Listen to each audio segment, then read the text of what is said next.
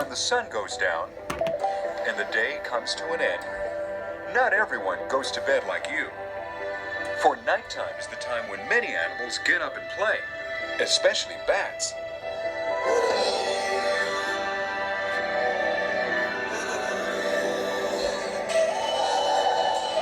Bats.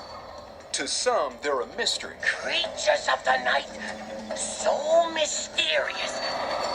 To others, they're really scary. I'm not scared. But to Kim Williams, from the Organization for Bat Conservation, bats are wonderful, amazing animals that are more like you and me than most people think. Kim likes bats so much, she spends a lot of time with them at OBC's Bat Zone, teaching kids all about the not-so-scary world of bats. Let's join her there and learn why bats are our friends. My name is Kim Williams, and I am the Executive Director of the Organization for Bat Conservation.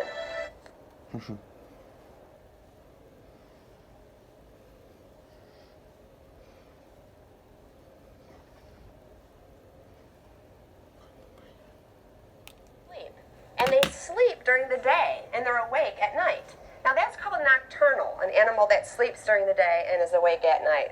How much fun would that be? Now, because bats are nocturnal, they have special abilities that you and I don't have. I think this is going to take a little bit of explaining. The small insect-eating bats, they rely on sound waves to find their way around at night, and that's called echolocation. What is that? What happens, the bat's making sounds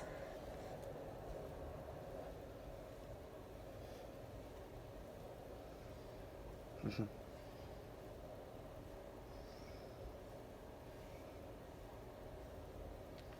a place to live. And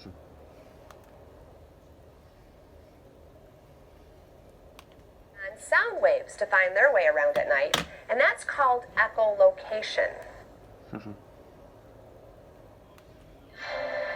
The first bat that I'd like to show you is called a big brown bat. Now her name is Cassie. Yes, she's a big brown bat. That's because the little brown bat is half the size. So bats use echolocation to find their way around. And right now, she's echolocating. Let's listen. Can't hear anything. This, though, is called a bat detector. And this is something that I use all summer long when I'm outside doing research. When I turn this on, we're all going to be able to hear something hardly anyone in the world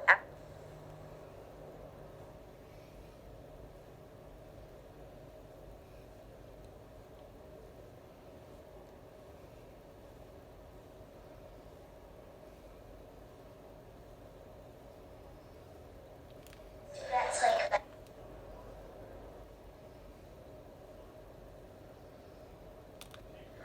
Nobody likes all those bug bites. You get to stay up all night, eat messy food, and hang upside down all you want.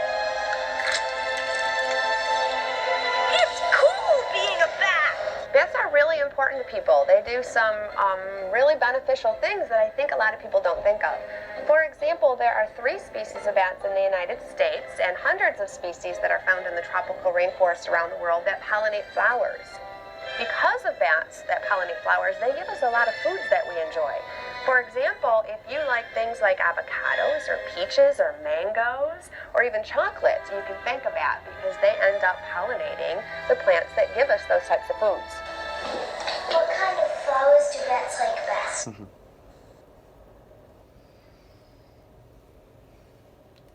Bats will go out. Do they carry their babies? For the bats to use their nose to find the flowers. Do mom bats, do they carry their babies with them? Do mom bats carry their babies with them? That's a great question. Depends on the kind of bat. Mega bats in general, all the moms carry their babies with them at night when they're out searching for fruit. But micro bats, most of those moms leave their babies back at the roost and they'll leave a babysitter with them. And then the mom micro bats will go out and they'll catch the insects without them. And they'll come back a couple times a night to nurse and check on their babies. Do bats fly south in the winter? Some bats in the winter, yeah. Some bats fly north in the winter, and some bats...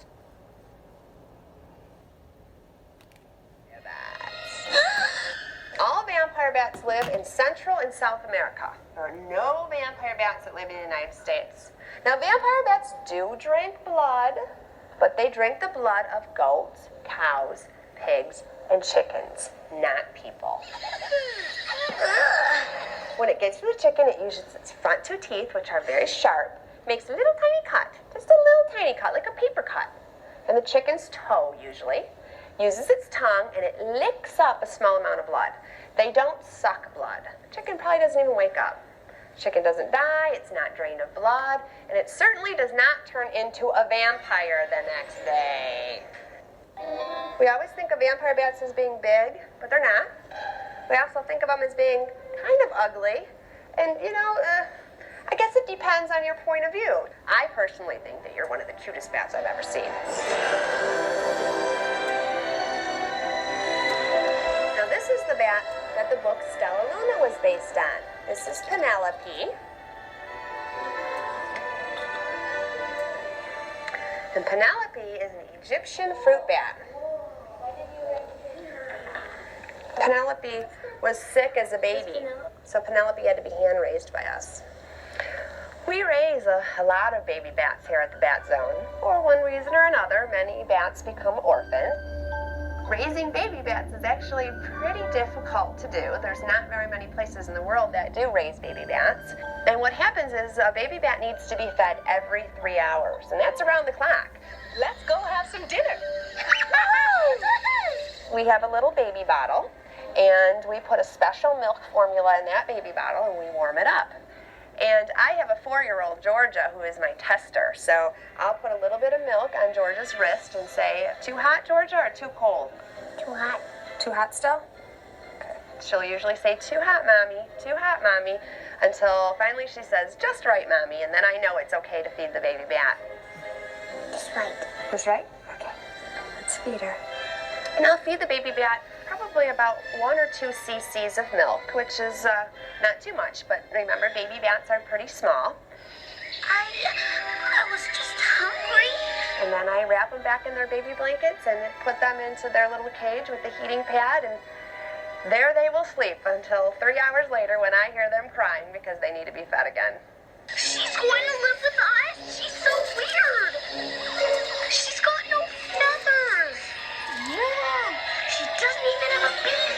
Yep, that's right. Bats don't have beaks and they don't have feathers. That's because bats aren't birds, they're mammals. You're birds, and she's not. I'm not? Now, like birds, bats can fly, and they're the only mammal in the world that can fly.